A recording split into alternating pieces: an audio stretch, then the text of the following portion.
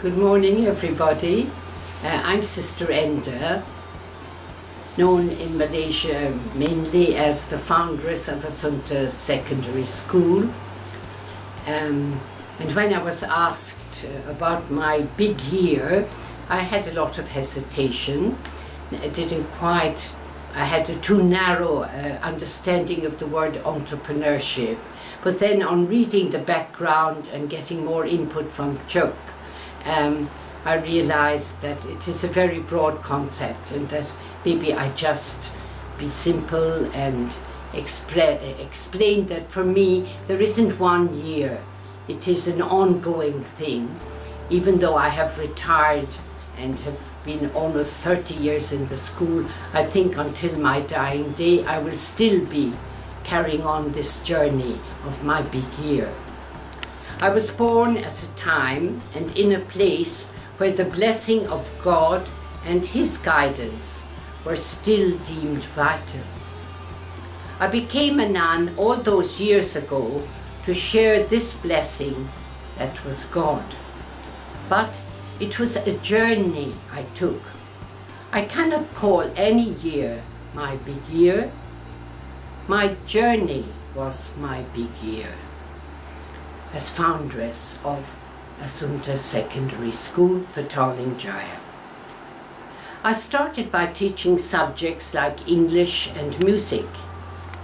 I loved these, but I soon realized that people were much more important than subjects. The subject was the means to the person. I realized that a school was not for accomplishment measured in grades. I realized I should be more interested in creating a school for accomplishing people. It needed to be a place that celebrated and valued difference, and this was especially so in Malaysia, where we live in a multicultural, multi-religious setting. I had to be open and appreciate the different religions, whether Islam, Hinduism, Buddhism, and my own Christianity. This realization made me attempt to make every person think she was special, that each person's contribution, whether it be as a doctor or a housewife, was special. If you transpose this idea to entrepreneurship, the equation really remains the same. Implanting content is simply not enough. With the speed of change, that things that we deem vital become obsolete, even in our own lifetime.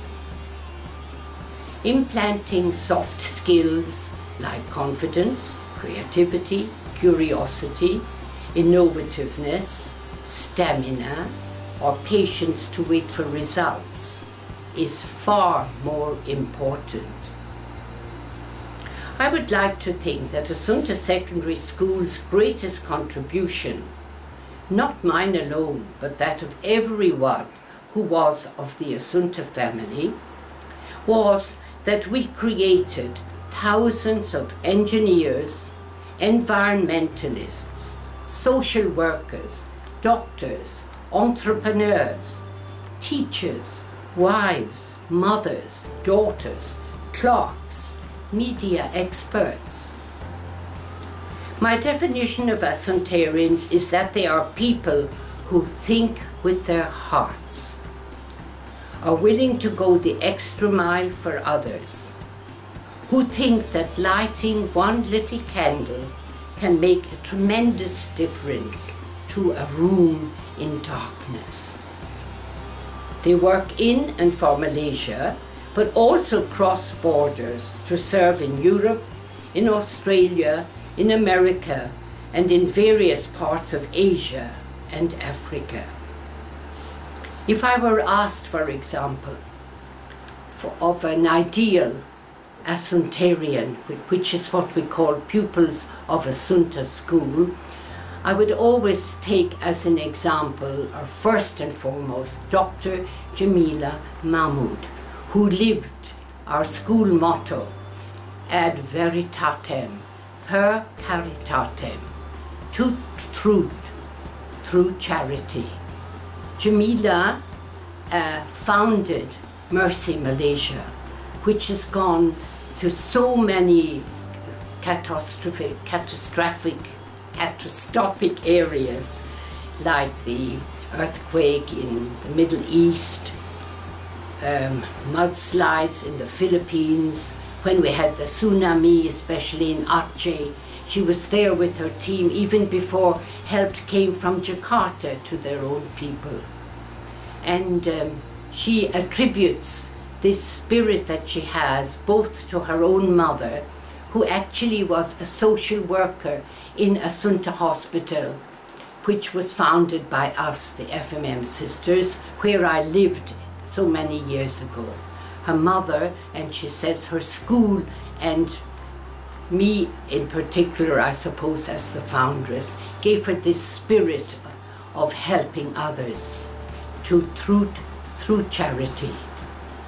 There are others, of course, like her at the moment. We have a more modern doctor, also a Muslim Malay girl, who has started homes for street children in the drug addict haven in Kuala Lumpur called Chow Kit Road area.